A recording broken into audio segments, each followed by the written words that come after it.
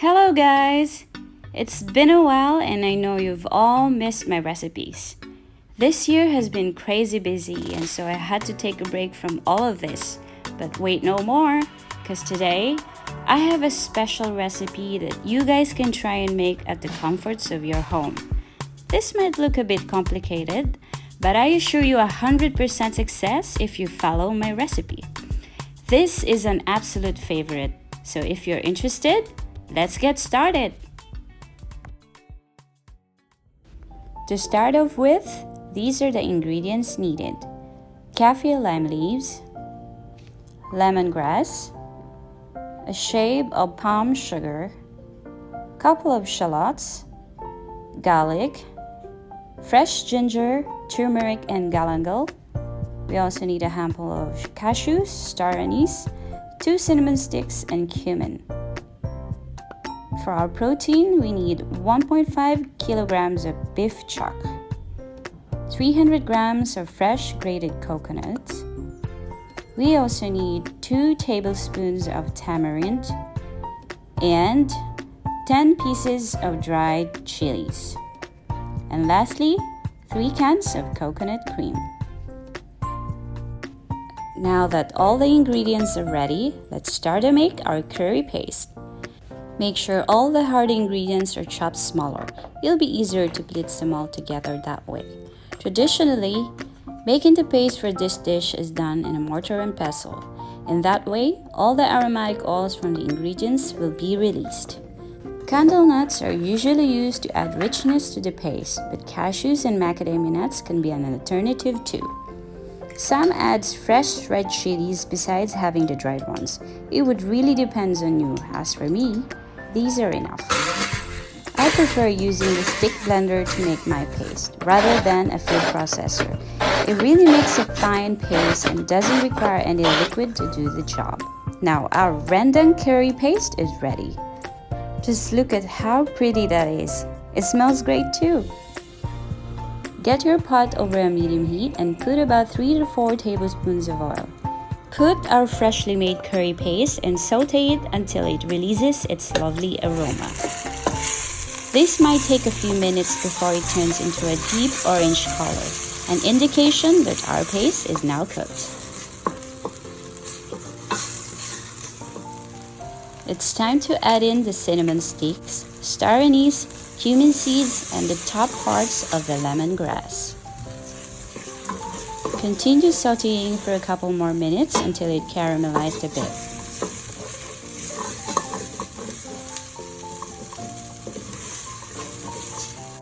Now let's add in our protein. Beef chucks are inexpensive cut of beef and the perfect cut to use because this dish needs hours of cooking. Mix them all together and make sure all bits of beef are coated with our paste.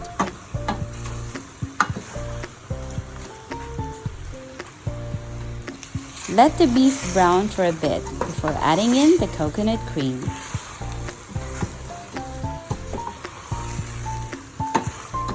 That alone looks good already. Now in goes our coconut cream.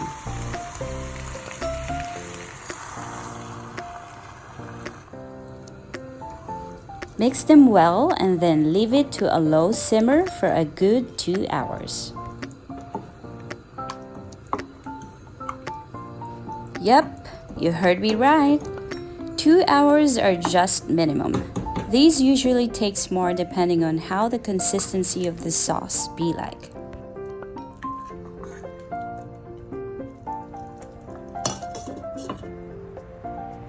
While that's slowly simmering away, let's start making one of the most important part of this dish, the kirisik.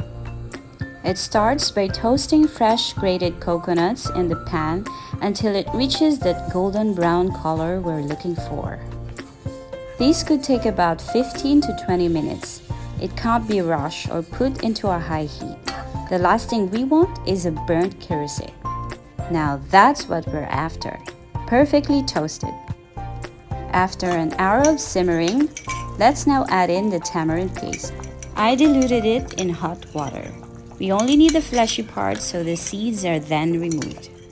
Tamarind paste helps cut through the richness of the sauce and gives rendang the perfect balance of sweet, sour, spicy, and salty taste. Also add in the palm sugar. This is our sweet element that's equally important for this dish as well. As you can see, our rendang looks very much like a stew at this point, which means it still needs more simmering, maybe about an hour more. But before that, let's not forget adding the all-important salt before we simmer it away.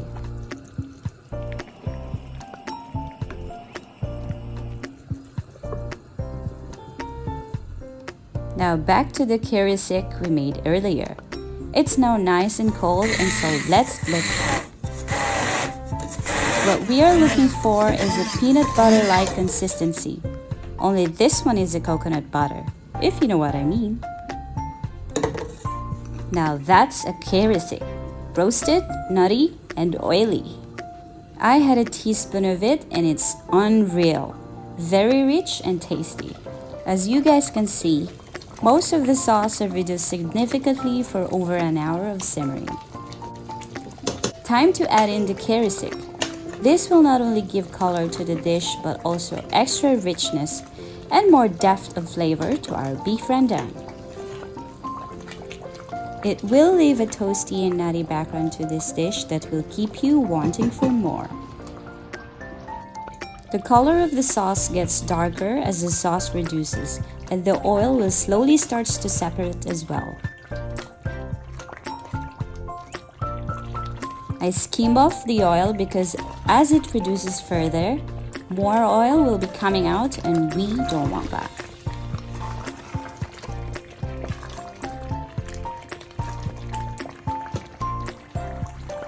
Let's now add in the last but equally important ingredients to this dish, the kaffir lime leaves. At this point, I transfer them to a non-stick pot to avoid burning the bottom of the pot as it caramelizes while reducing more of that saucy goodness.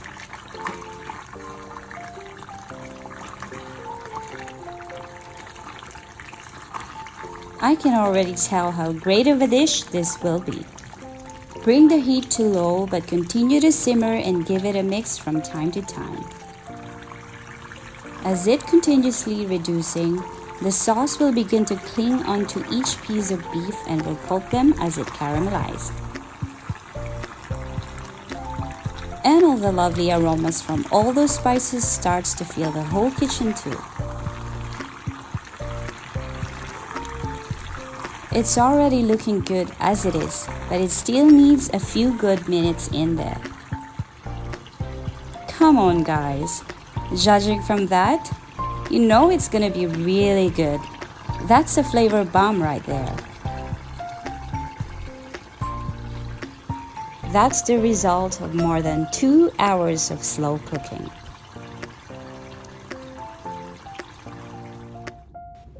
The hard part is finally over, and so now we are ready to taste. Come on guys, to say I'm excited is an understatement. I mean, just look at that beauty. Rice please!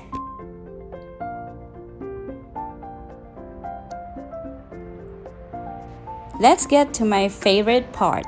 It's taste time! You know it's gonna be good when sauce clings to the meat, right? Take some of that sinfully flavorful oil to complete that highly anticipated taste test. Now for the ultimate test, just look how tender the beef is. You can just literally pinch it with a fork.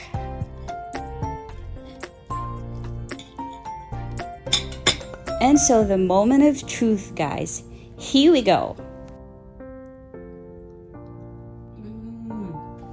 I'm telling you guys, once it hits your tongue, an array of different flavors and aromas will tickle your taste buds, leaving you wanting for more. midnight and I still want to go for a lot of rice with this. So yummy. Need I say more? You'll be the judge of it. So go ahead and try it out. You won't be disappointed.